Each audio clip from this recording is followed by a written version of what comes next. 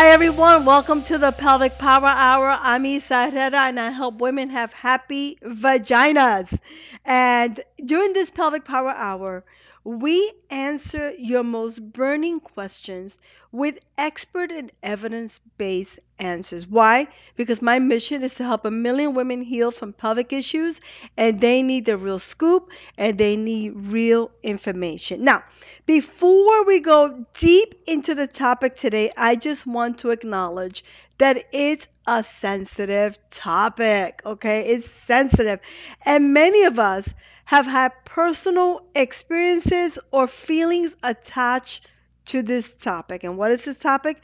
Today, we're going to be discussing the scent of a woman, your vaginal scent, right? And what does that mean? Now, we have a question that came in from Louise. Louise is from Boston, and this is her question. Despite my best efforts with various products, there's an unexpected fishy scent in my intimate area.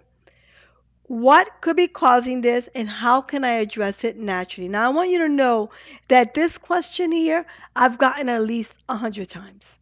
Okay. Women are always concerned about their vaginal smell. And what I want to say is this scent of a woman is your scent. It's like a fingerprint. it's it's you. And there's nothing to be ashamed of, right? And it's something for us to embrace it. But there are many times when we have changes in our scent. For instance, if we change our diet, sometimes, many times, we change our diets and suddenly we smell different down there.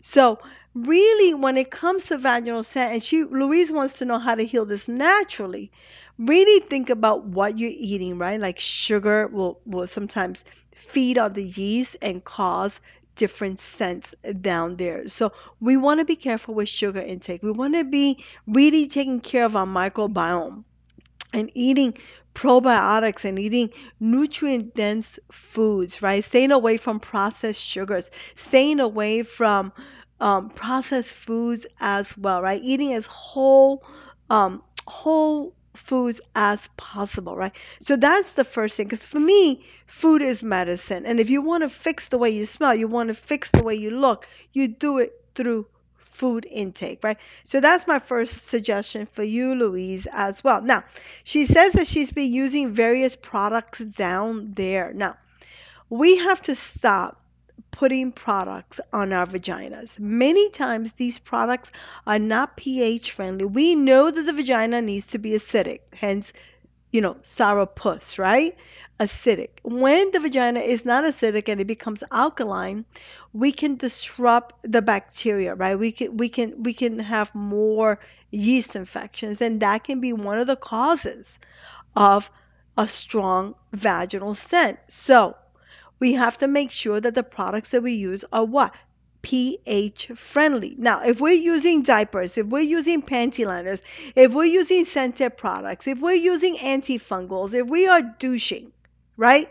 Those things are going to have an influence on how you smell down there. So you have to go all natural. You have to eliminate it all, okay? Especially the over-the-counter antifungals. That I believe also contributes to a very strong or very different vaginal scent.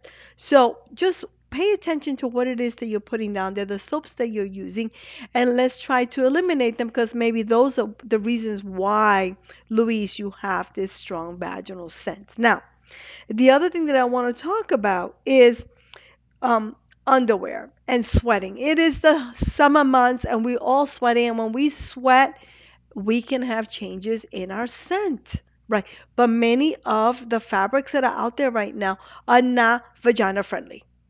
They're not vagina friendly, and they create this sort of like capturing and it doesn't whisk away the sweat. So everything is just like down there, you know? And that could be contributing to your scent as well. So what is it? What kind of underwear are you using? What is your exercise clothes, right? All these little things really contributed to it, right? Now, I believe in staying hydrated. Hydration is critical for the body. Hydration helps you with inflammation. Hydration helps with eliminating toxins from the body.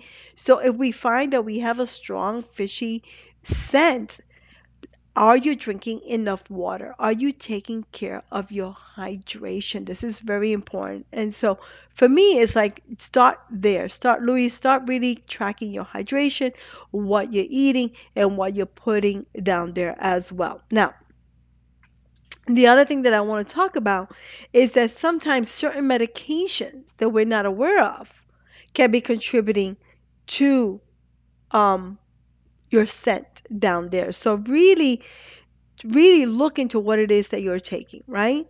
And I'm always a big proponent of taking a really good probiotic because we will have to maintain the vaginal microbiome, right? So take a really good probiotic as well. Now, look into the sexual lubricants that you are using too. Sometimes we're using sexual lubricants that are increasing our yeast and increasing the bad bacteria and changing our scent. So pay attention to that. Really use organic products that make you feel fantastic, that don't increase or kill good bacteria in the vaginal area.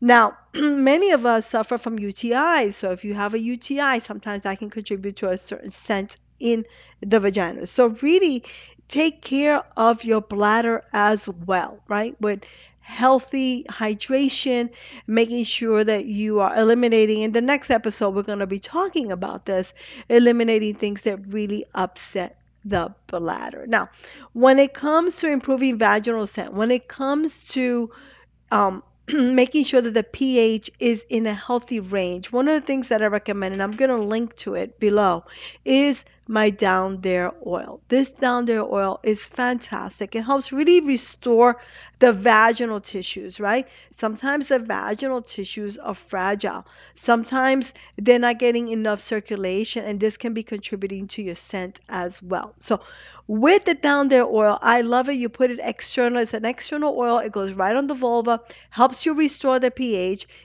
helps you with a beautiful scent as well because it's made of rose oil, coconut, and organic vitamin E. And it is fantastic for restoring your beautiful scent. So that's important to understand as well. And I'll link below. My recommendation is if you like this video, definitely subscribe to the channel because I'm going to be doing more and more of this. And I think that we really need information that's going to help, that's going to elevate your well being, that's going to elevate your vaginal well being, that's going to give you the happy vagina that we all want, right? Now, the other thing that I want to talk about when it comes to vaginal scent is that sometimes, so we're ruling out all infection, there's no infection here. Sometimes changes in hormonal status can change the way you smell, and it's a natural process.